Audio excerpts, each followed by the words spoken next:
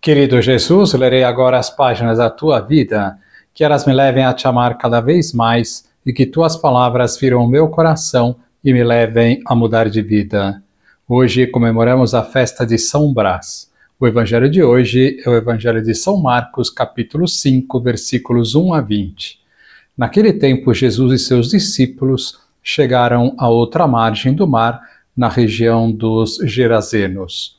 Logo que saiu da barca, um homem possuído por um espírito impuro, saindo de um cemitério, foi ao seu encontro.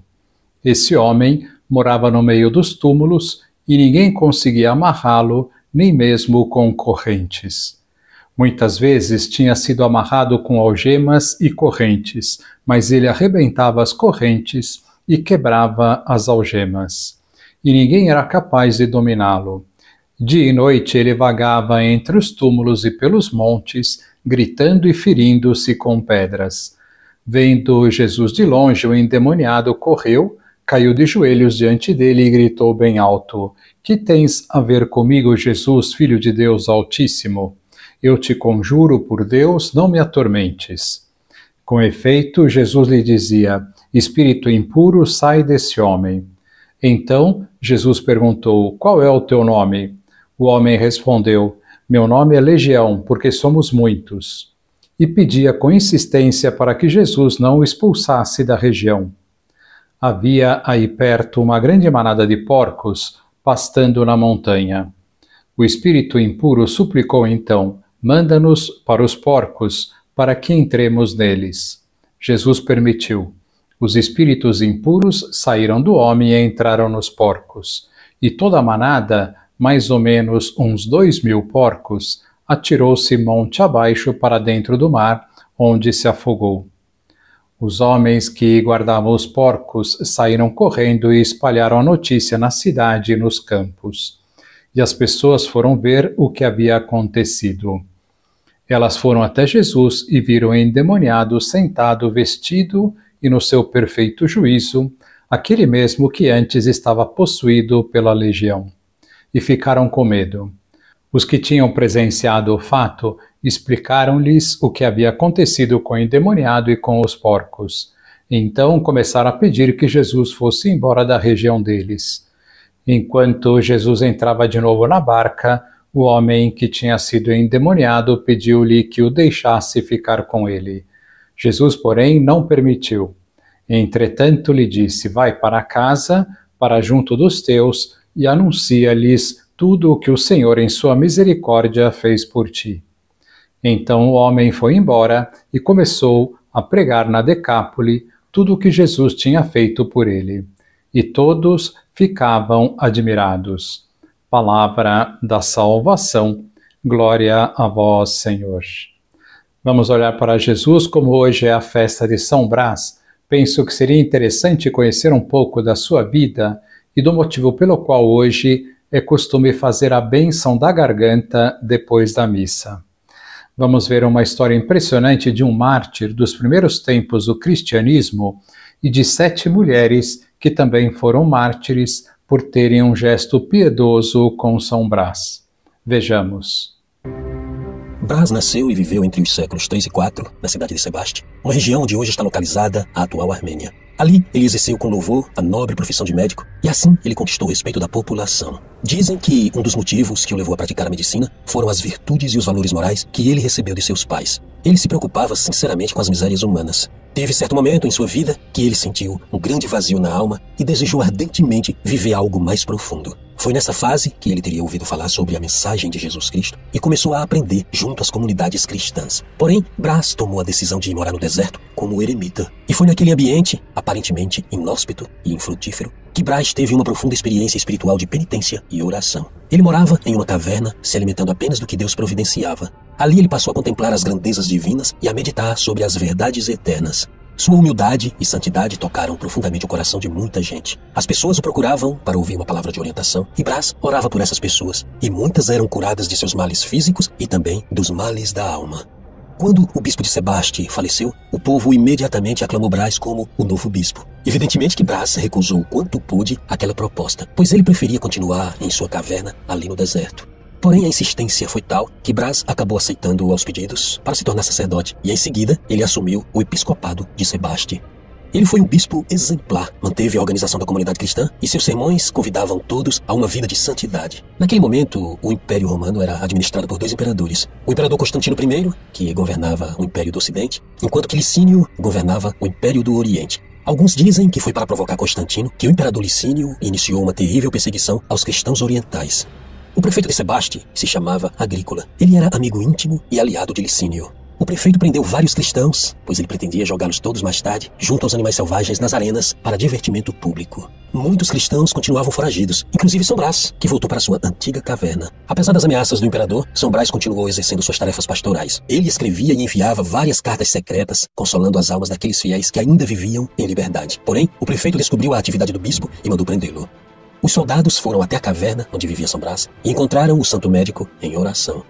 São Brás estava calmo e sereno, pois na noite anterior Cristo teria lhe aparecido e revelado o seu destino. Quando ouviu a voz dos soldados, São Brás os recebeu alegremente e começou a pregar o reino de Deus. O santo homem foi conduzido de volta à cidade e não cessava de falar das grandezas de Deus, e todos escutavam em silêncio. Pelo caminho, muitas pessoas estavam tristes com o destino do bispo. Alguns cristãos tentaram se aproximar para lhe pedir a bênção, outros se limitaram a acompanhar a transferência do santo até a cidade. E São Brás, percebendo o estado de espírito de seus filhos, pronunciava palavras de conforto a todos, insistindo para que ninguém ficasse triste, pois Deus nunca abandona seu povo. Uma mulher muito corajosa e cheia de fé passou por entre os soldados e se jogou aos pés de São Brás. A mulher estava visivelmente aflita e trazia consigo seu filho pequeno. Esse menino estava morrendo por causa de um espinho entalado na garganta. Comovido, São Brás colocou as mãos na cabeça da criança, elevou os olhos ao céu e orou a Jesus Cristo. Ele fez o sinal da cruz na garganta do menino e o menino ficou curado imediatamente, para espanto das testemunhas. Daquele dia em diante, São Brás ficará conhecido como o Santo Protetor da Garganta. E São Brás continuou seu caminho, sendo conduzido pelos soldados, até que mais adiante, uma mulher viúva, aos prantos, se aproximou e fez um pedido bastante curioso. Ela estava desconsolada, pois tinha um porco que foi roubado por um lobo. Aquela mulher pediu a São Brás apenas que ele orasse para que o animal fosse restituído. São Brás mandou a mulher ficar calma e voltar para casa, pois seu animal seria devolvido. Confiando naquelas palavras, a mulher foi embora, e quando chegou à sua casa, grande foi a sua alegria e espanto quando viu o lobo se aproximar, trazendo de volta o porco que havia roubado. Enquanto isso, São Brás chegou à cidade e foi logo conduzido à presença de Agrícola. O prefeito estava eufórico e exigiu que São Brás renunciasse a Jesus Cristo e adorasse aos antigos deuses romanos. Brás falou inspiradamente que não deixaria de adorar ao Deus verdadeiro e ao seu Cristo. Ele disse ainda que a igreja, apesar de toda a perseguição que sofria, era uma divina instituição, guiada pelo Espírito Santo até o fim dos tempos. O prefeito insistiu várias vezes para que o bispo apostatasse de sua fé, porém, São Brás estava firme e não cedeu 1 milímetro sequer. O prefeito então mandou que São Brás fosse açoitado ali mesmo. Após aquela terrível flagelação, São Brás foi levado à prisão, pois a intenção do prefeito era que São Brás repensasse o seu ateísmo. Pois, nesta época, todo aquele que não adorava aos deuses pagãos e nem prestava culto à figura do imperador romano, como um ser divino, era tido como um ateu. E os cristãos eram colocados justamente nessa categoria porque acreditavam apenas em um Deus verdadeiro, único e trino, um Deus que se encarnou na pessoa do seu Cristo para a redenção de toda a humanidade. E na escuridão do cárcere, São Brás renovava suas forças na oração. Ele se preparava para o próximo combate. No dia seguinte, ele foi levado novamente à presença do prefeito e disse: "Você acredita mesmo que as torturas podem tirar do meu coração o amor ao meu Deus que me fortalece?"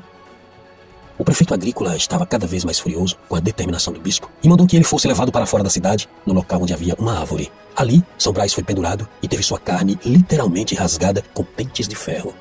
Depois do terrível suplício, São Brás estava em pé, vivo, apenas pela graça de Deus. Então São Brás foi levado de volta à prisão, agonizando de dores e tendo ainda o sangue a escorrer de suas feridas abertas. E eis que apareceram ali 7 mulheres cristãs que seguiam os soldados, recolhendo com compaixão as gotas do sangue do santo bispo. O prefeito evidentemente não gostou de ver aquela cena, aquela demonstração de piedade. Por isso ele mandou também prender aquelas mulheres e ordenou que elas adorassem aos deuses. As mulheres disseram que poderiam adorar aos deuses romanos, sim, claro. Porém, elas exigiram que o prefeito levasse os ídolos até o lago para que ali eles fossem lavados e limpos. E assim, finalmente, eles poderiam estar prontos para serem adorados. Pois o prefeito Agrícola gostou muito daquela ideia e mandou juntar todos os ídolos que conseguiu encontrar. Ele estava orgulhoso de si, pois teria finalmente uma boa notícia para seu amigo imperador.